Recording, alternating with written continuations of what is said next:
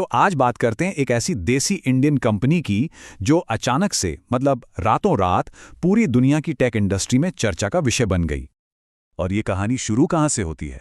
ये शुरू होती है ज़ोहो के फाउंडर श्रीधर वेम्बू के एक बहुत ही पावरफुल स्टेटमेंट से। उन्होंने H1B वीज़ा होल्डर्स से सीधा कहा, देखिए, भारत वापस आ जाइए, चिंता मत करिए। अगर आप इस देश में 5 साल काम करते हैं तो हम दुनिया को हरा सकते हैं। अब जिस ऐप ने इतनी सुर्खियां बटोरी, उसे समझने के लिए हमें पहले उस पावर हाउस कंपनी के बारे में जानना होगा जिसने इसे बनाया है। देखिए, ज़ोहो कोई छोटा मोटा स्टार्टअप नहीं है। ये एक ऐसी कंपनी है जो हर साल बिना किसी शोर शराबे के $1 बिलियन से ज़्यादा का रेवेन्यू जनरेट करती है। और सिर्फ रेवेन्यू ही नहीं, दुनिया भर में इसके 130 मिलियन मतलब 13 करोड़ यूजर्स हैं।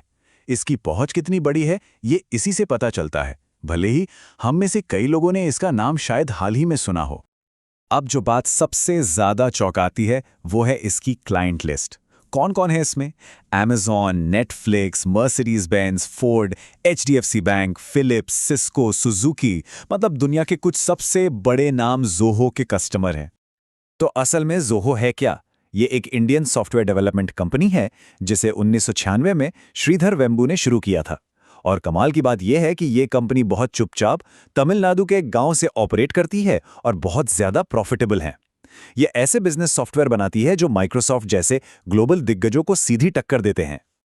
तो सवाल ये उठता है कि अगर ज़ोहो इतने सालों से मतलब 1996 से मार्केट में है, तो अचानक ऐसा क्या हुआ कि इसका एक मैसेजिंग ऐप अराताई रातों रात वायरल हो गया?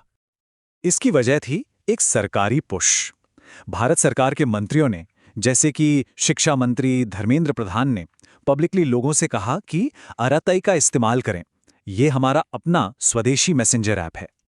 और इस सरकारी अपील का असर जबरदस्त था। मतलब एकदम से इस ऐप के डाउनलोड्स हर दिन 3.5 लाख तक पहुंच गए, रातों रात।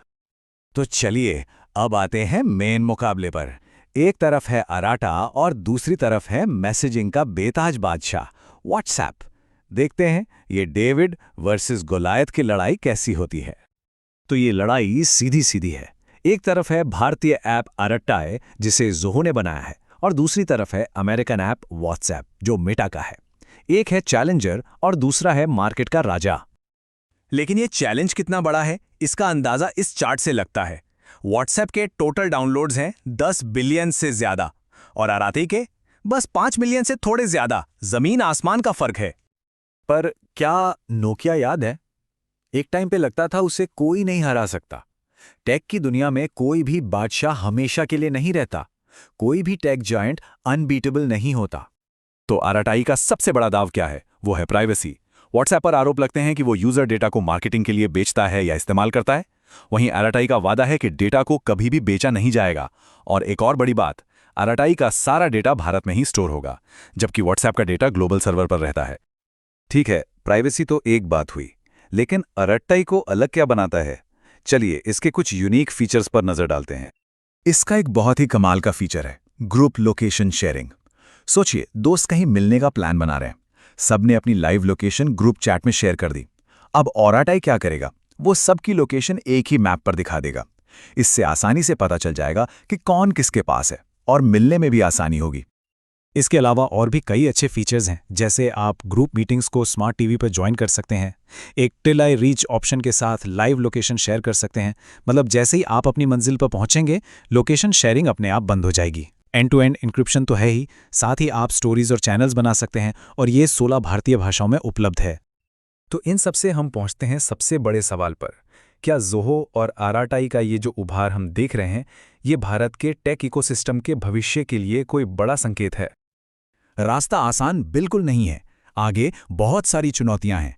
सबसे बड़ी चुनौती है यूजर्स का भरोसा बनाना, फिर व्हाट्सएप जैसे ग्लोबल दिग्गजों से मुकाबला करना, जो मोमेंटम अभी बना है उसे बनाए रखना, और सबसे जरूरी अपनी पॉलिसी और वादों पर टिके रहना।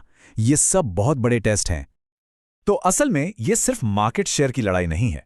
ये लड़ाई इस बात की है कि भारत के डेटा से फायदा कौन उठाएगा और देश के डिजिटल भविष्य को आकार कौन देगा, एक अमेरिकन कंपनी या फिर एक हिंदुस्तानी कंपनी। जिस तरह चीन ने अपना इंटरनेट और अपनी टेक कंपनियां खड़ी की, क्या भारत भी उसी रास्ते पर है?